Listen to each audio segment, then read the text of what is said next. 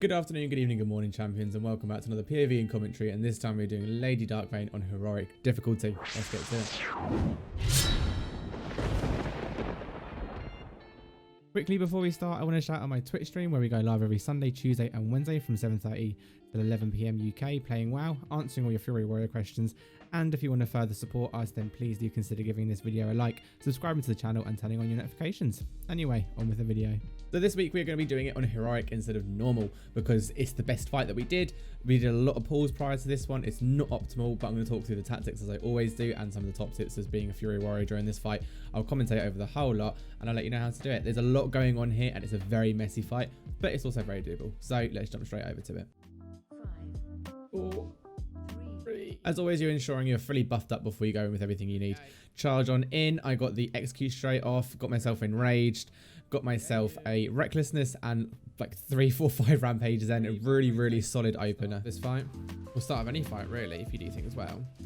As I mentioned there, I was only using basically a 3-button rotation. Theoretically, all you need to do is Bloodthirst, Condemn, and Rampage for your big opener. That's what you can do best for. Tell them about that. The first tactic here is the vials. The first thing those vials are going to do are drop themselves around the map and they need to be soaked.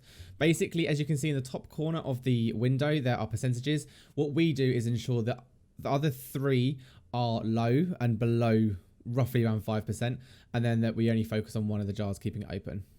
What you saw just then was a beam. If you get targeted with this, run to the back and put your right hand beam through the orb and you're fine. They're going to do concentrated ammo on getting the ads up now in a second. There you go. At least I've got a trigger on the other one though. Hopefully. Here we're seeing 2 ads drop. One of them needs to be focused, which is one that's casting Condemn. You need to interrupt this. And the other one you can just kind of cleave down. You always focus on the Condemn one first. At the same time, you also have the orbs dropping. You have those little vials dropping. So like I said, it's a lot to deal with. Okay, focus on another one. There we change focus from the first to the second. Again, we're maintaining, but for this part as well, you can really maintain a good kind of cleaving kind of fight because it effectively is making sure that you're focusing on those Condemn and those ads in the right order. As the percentages of those vials increases, you get increasing difficulties. So luckily we didn't get it, but those vials that drop at the back, there's a second one where they will double bounce, and then there's a third one where they leave kind of dirt on the floor, as you can see there on the map at the minute. We work, like I said, we work our way down, making sure that the other 3 are kept on around 5%, and then the one that we're kind of dealing with is allowed to go up as high as possible. Don't trust myself. I'd rather do more damage on an ad. I'll take the buff. And have my logs shout at me a little bit for doing something more beneficial. As I said there, I wanted to save all my cooldowns, so although I have recklessness, I'm saving it for here so I can cast it on this ad. I was hoping to get the Blade Storm trigger, but I didn't. Then luckily I was able to use the Blade Storm there on the second ad. Like I said, you can cleave these parts, and I would highly recommend as a Fury Warrior saving your recklessness until these ads come up, because these ads need to go down as quickly as possible because they can cause a lot of damage. Good job on the range. As you may have seen there as well, the vials were double bouncing. Just get some other people to catch the second one. It's a nice and easy tactic. It's quick. I hope they have, because that'd be absolutely awesome. Right, 15% until hero. I think he did, so do I. I don't really think he actually has as well. Oh, that's brilliant. Double bouncing, be mindful. Perfect, good job.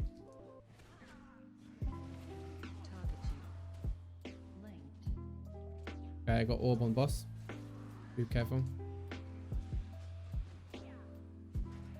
Okay, again, we're going to save that cooldown for the ads that are coming in 10 seconds.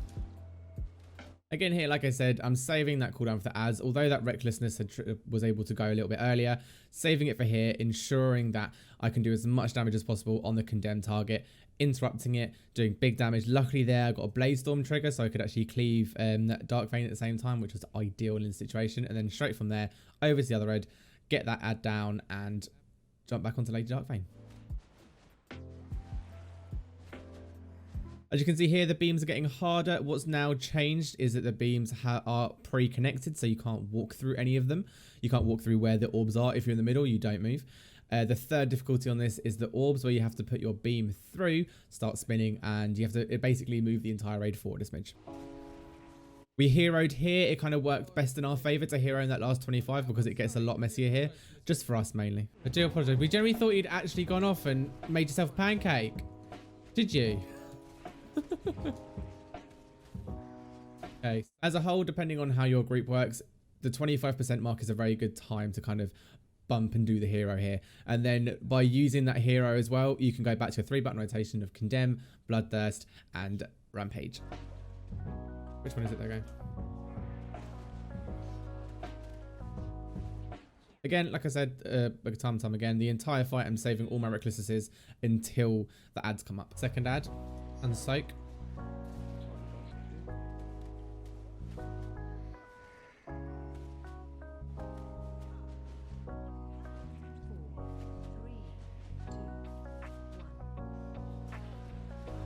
Okay, I can't get my freaking thing off. There we go.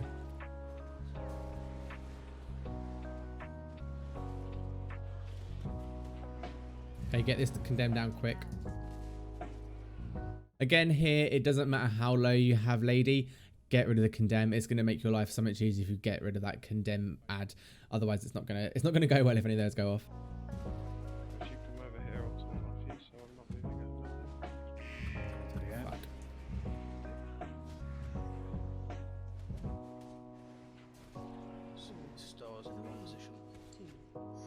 Oh my god. Okay, I think we got it. Let's have a rally. I've just popped my one. Right, make sure Condemn remains interrupted. Good job, everyone. Well done. Yeah. Let's go, boys. GG. Fucking hell. What a night. It happens lots, so I don't mind. No, yeah, sorry about that proxy. I do apologise. I do apologise for that. Oh god, it's here. I hope you found that useful. As you can see, it's a very messy fight. There's a lot going on. Generally speaking, as a Fury Warrior, this fight is quite easy because you just stand at the front and do an awful lot. If you get targeted by things, obviously you go and do them, such as the orbs and the beams. We always get ranged people to focus on emptying the vials. As you saw as the fight went on, we got a little bit sloppy with the vials going down to where they're meant to be. Like I said, we usually have 3 at 1 to 5% and then have 1 going up and then deal with the affixes that one gives. So it's usually a ranged issue that deal with that, but that's the way that we do the fight. It worked very, very nicely. Like I said, you're saving all your cooldowns for those ads phase, even though your WoW analyzer might shout at you and tell you you're not using it enough. Use them for the ads, because if you get those if you get that Blazestorm trigger, it's going to help you out so much more than just kind of using it on the single boss. Other than that though, very fun fight. I didn't get any loot, unfortunately. Bit of a shame, but it's all right. But yeah, I hope you found that useful. Let me know down below what your best gear drop has been from Darkvein. Have you had any best in slots? Have you had anything good? How quickly have you got her down? But other than that, I'll see you again very soon.